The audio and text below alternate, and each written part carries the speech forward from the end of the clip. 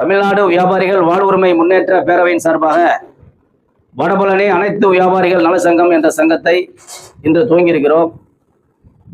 இந்த சங்கம் துவங்கியதற்கான முக்கிய காரணம், இந்த பகுதியில் வாழக்கூடிய வணிகர்களை ஒன்று சேர்த்து ஒற்றுமைப்படுத்தி தன்னுடைய வியாபாரத்தையும் தன்னுடைய சுயமரியாதையையும் காப்பாற்ற வேண்டும் என்பதற்காகவும் வணிகருடைய ஒற்றுமையை நிலைநாட்டுவதற்காகவும் தான் இந்த சங்கம் ஆரம்பிக்கப்பட்டுள்ளது.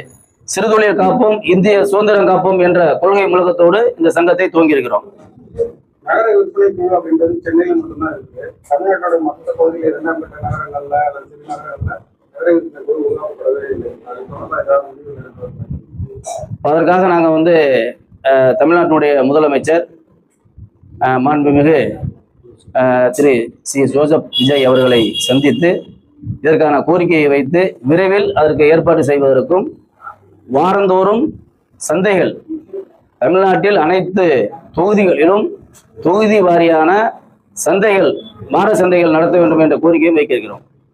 ஜிஎஸ்டி தொடர்பான பிரச்சனைகள் தொடர்ந்து வணிகர்களுக்கும் வணிக வரித்துறைக்குமான ஒரு சின்ன முதல்கள் அதை ஒரு எளிமைப்படுத்துவதற்கான வாய்ப்பு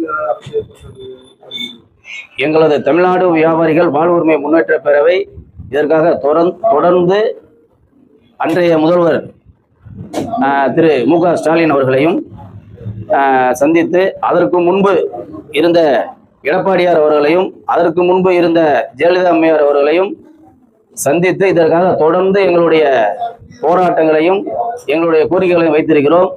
இது ஒரு சில சதவீதத்தை குறைத்து எங்களுடைய போராட்டத்தின் கூர்மையை குறைப்பதற்காகத்தான் இந்த குறைப்பை நடத்துகிறார்களே தவிர வியாபாரிகளுடைய நலன் கருதி அவர்கள் குறைப்பதில்லை. அதற்காக கோரிக்கை வைக்க இருக்கிறோம். அந்த கோரிக்கையை வைத்து முதல்வருக்கு தெரிவித்த பின்பு ஒரு 3 மாத காலத்திற்கு அதை நிறைவேற்றவில்லை என்றால் தமிழ்நாடு முழுவதும் பெரிய போராட்டத்தை அறிவிப்போம் என்று இந்த நேரத்தில் கூறிக்கொள்ள கடமைப்பட்டுள்ளேன். ஒரு 15 அம்ச கோரிக்கைகளை நாங்கள் மே 43வது வணிக தின மாநாட்டில் ஒரு 15 அம்ச கோரிக்கையை அங்கே நிறைவேற்றியிருக்கோம். அந்த கோரிக்கையை அதில் முக்கியமாக வரி, தொழில் வரி, கடை உரிமம் அதிகரித்தல், மின்சார கட்டணம், இது போன்ற மின்சார அதிக கட்டணம், அது போன்ற 15 அம்ச கோரிக்கைகளை நிறைவேற்றி முதல்வர்களிடம் சந்தித்து கொடுக்க இருக்கிறோம்.